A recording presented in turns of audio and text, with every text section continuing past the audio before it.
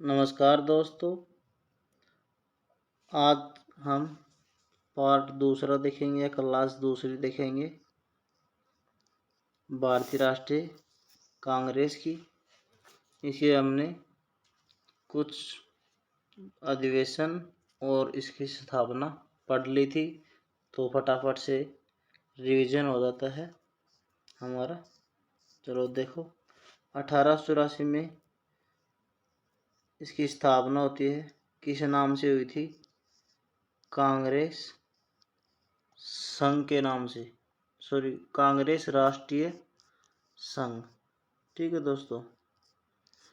इसके बाद दिसंबर 1885 में इसका नाम क्या पड़ता है? भारतीय राष्ट्रीय कांग्रेस। ठीक है दोस्तों, क्या नाम पड़ता है? भारतीय राष्ट्रीय कांग्रेस नाम पड़ता है इसका। किसने दिया था? दादा भाई नौरोजी ने दिया था। इसकी तारीख आप हमें कमेंट सेक्शन में बताएंगे किस तारीख को इसका नाम दिया गया था। इसके बाद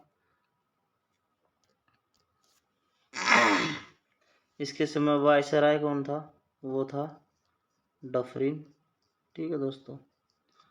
और डफरिन ने कांग्रेस को बारे में कहा था कि कांग्रेस एक अल्पसंख्यकों का प्रतिनिधित्व करती है। इसके संस्थापक कौन थे? A.O. ह्यूम यानी एलन ऑक्टेव ह्यूम। ठीक है दोस्तों। भारतीय राष्ट्रीय कांग्रेस की स्थापना हुई थी गोकुलदास तेजपाल संस्कृत कॉलेज में, और 1885 मुंबई में हुई थी। इसमें 72 सदस्यों ने भाग लिया था। हरियाणा से राय बहादुर लाला मुरलीधर गए थे। ठीक है दोस्तों। इसके बाद इसके प्रथम अध्यक्ष कौन थे?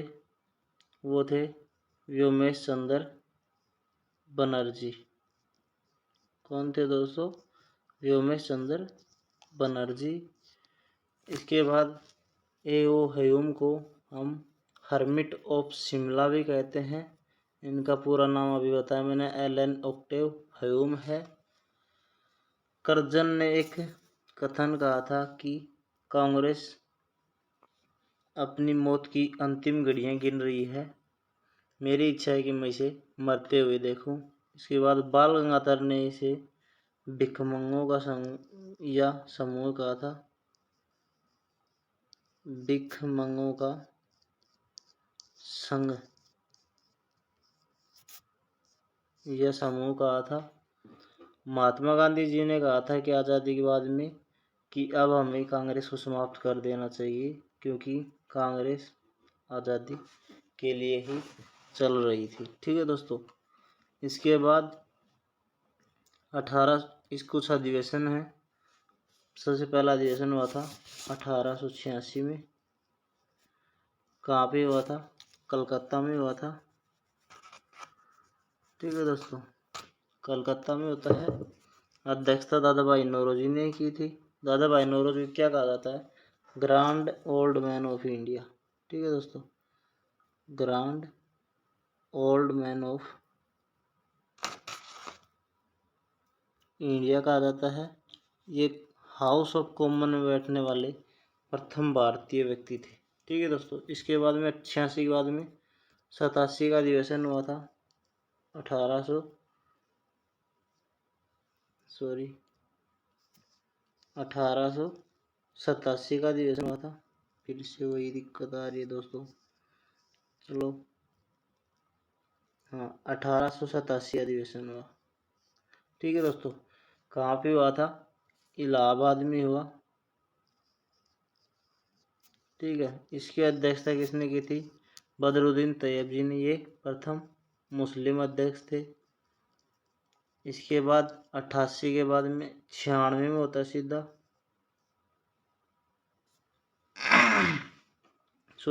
87 का इलाहाबाद में नहीं होता, 87 का होता है मद्रास में। 88 का होता है इलाहाबाद में, 1888 में। इसके अध्यक्ष प्रथम अंग्रेज थे जॉर्ज विले, जिसने अध्यक्षता की थी। वो थे इलाहाबाद अधिवेशन हुआ था 1888 में। इसके बाद 1800 1896 में हुआ। ठीक है दोस्तों, 1896 में कहाँ पे होता है? कलकत्ता में होता है। इसकी अध्यक्षता की थी रहीमतुल्लाह खां। ठीक है दोस्तों, इसके अंदर पहली बार राष्ट्रीय गीत गाया गया था। पहली बार राष्ट्रीय गीत कब गाया था? 1896 कलकत्ता अधिवेशन में। ठीक है दोस्तों, इसके बाद में हमने यहाँ तक पढ़ लिया था। इसके बाद 1905 में होता है अधिवेशन, वो हम आज शुरू करते हैं दोस्तों। चलो सॉरी 1905 में बनारस अधिवेशन हुआ। अध्यक्षता किसने की थी? गोपाल कृष्ण गोखले ने। तो याद रखना 1905 में होता है बनारस अधिवेशन। इसकी अध्यक्षता गोपाल कृष्ण गोखले ने की। पहली बार स्वदेशी की मांग उठी थी। ठीक है दोस्तों, इम्पोर्टेंट है क्योंकि हर एग्जाम में पूछा जाता है कि पहली बार स्वदेशी की मांग कब उठाई गई थी, ये किस अधिवेशन में उठाई गई थी? उठाई कब गई थी? 1905 में। किस अधिवेशन में? बनारस अधिवेशन में।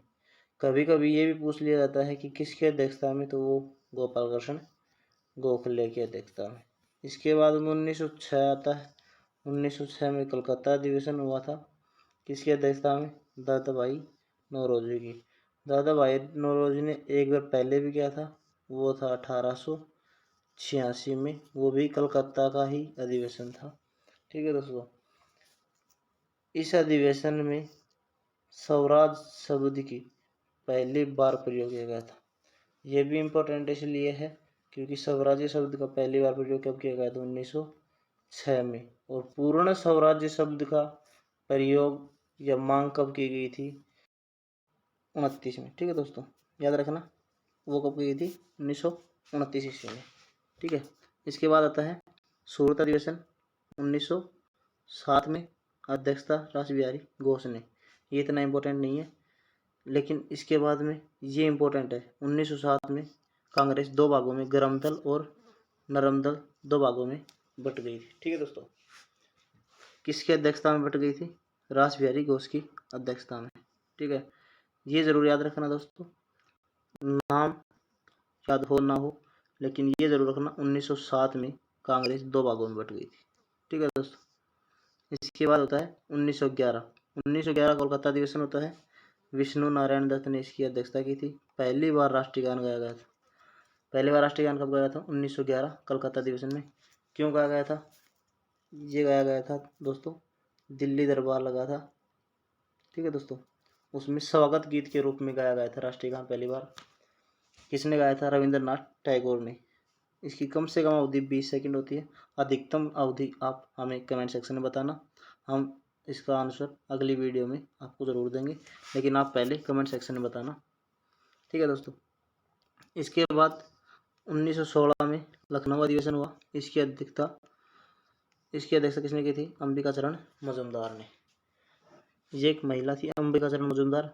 इसने क्या किया कि गरम दल और नरम दल दोनों को एक मिला दिया। ठीक है दोस्तों, 1916 लखनऊ अधिवेशन में। ठीक है दोस्तों, 1907 में ये अलग हुए थे। ठीक है, किसकी अध्यक्षता में? रासबिहारी घोष की अध्यक्षता में। अब 1916 में ये अंबिका चरण मजूमदार की सहायता से एक हो गए। ठीक है दोस्तों, 1917 में होता है इसके बाद में कलकत्ता अधिवेशन। इसकी अध्यक्षता श्रीमती यानी बेसेंट की। पर भारतीय राष्ट्रीय कांग्रेस की प्रथम महिला अध्यक्ष थी। भारतीय राष्ट्रीय कांग्रेस की पहली भारतीय महिला कौन थी? वो थी सरोजनी नायडू। ठीक है दोस्तों, याद रखना वो कौन थी? श्रीमती सरोजनी नायडू। इसके बाद में 1920 कलकत्ता अधिवेशन होता है। इसकी अध्यक्षता लाला लाजपत राय ने की। 1920 में ही नागपुर अधिवेशन हुआ।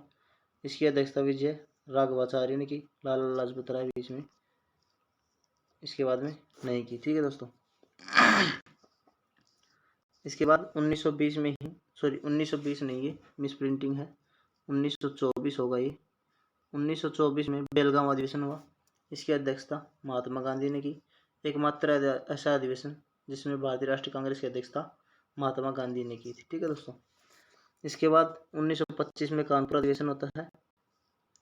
अध्यक्षता श्रीमती सरोजनी नायडू ने की थी। 1929 में लाहौर अधिवेशन हुआ। इसकी अध्यक्षता पंडित जवाहरलाल नेहरू ने की थी। 1929 में लाहौर अधिवेशन हुआ, अध्यक्षता पंडित जवाहरलाल नेहरू ने की। पहली बार पूर्ण स्वराज्य की मांग उठी थी इसमें। ठीक है दोस्तों, अभी मैंने बताया सबसे पहले स्वदेशी की मांग कब उठी थी। सबसे पहले स्वदेशी की मांग उठी थी 1905 में। कहाँ पे उठी थी? बनारस अधिवेशन में। ठीक है दोस्तों, बनारस अधिवेशन में। इसके बाद 1906 में 1906 कोलकाता अधिवेशन में हुआ, दादा भाई नौरोजी की अध्यक्षता में। उसमें स्वराज्य शब्द की प्रयोग किया गया सबसे पहले। अब पूर्ण स्वराज्य की मांग कब उठी? 1929 लाहौर अधिवेशन में। ठीक है दोस्तों, किसकी अध्यक्षता में? पंडित जवाहरलाल नेहरू की अध्यक्षता में। और आप सभी को जानते होंगे 26 जनवरी 1930 को पहला सांकेतिक स्वतंत्रता दिवस मनाया गया था। और इसी कारण हम 26 जनवरी को याद रखने के लिए 26 जनवरी 1930 को याद रखने के लिए 26 जनवरी को हम गणतंत्र दिवस बनाते हैं। ठीक है दोस्तों, इसके बाद 1931 में कराची अधिवेशन हुआ। इसकी अध्यक्षता सरदार वल्लभ भाई पटेल ने की थी। कांग्रेस ने अपने घोषणा पत्र में मौलिक अधिकारों की मांग उठाई थी। ठीक है दोस्तों, 1931 में कराची अधिवेशन हुआ। इसमें सरदार वल्लभ भाई पटेल की अध्यक्षता में सबसे पहले कांग्रेस ने अपने घोषणा पत्र में मौलिक अधिकारों का मांग उठाई थी। ठीक है दोस्तों, इसके बाद 1933 में कलकत्ता अधिवेशन होता है। इसकी अध्यक्षता नलिनी सेन गुप्ता ने की थी। इसकी अध्यक्षता किसने की थी? नलिनी सेन गुप्ता ने की थी। इसके बाद 1937 में फैजपुर अधिवेशन, एकमात्र ऐसा अधिवेशन जो गांव में हुआ था। इसकी अध्यक्षता पंडित जवाहरलाल नेहरू ने की थी। इससे पहले पंडित जवाहरलाल ने एक अध्यक्षता और की थी। वो कब की थी? 1929 में। कब की थी दोस्तों? 1929 लाहौर अधिवेशन में। ठीक है, जिसमें पूर्ण स्वराज्य की मांग उठी थी। वो कब उठी थी? पंडित जवाहरलाल नेहरू की अध्यक्षता में। 1938 में हरिपुरा अधिवेशन हुआ। इसकी अध्यक्षता नेताजी सुभाष चंद्र बोस ने की।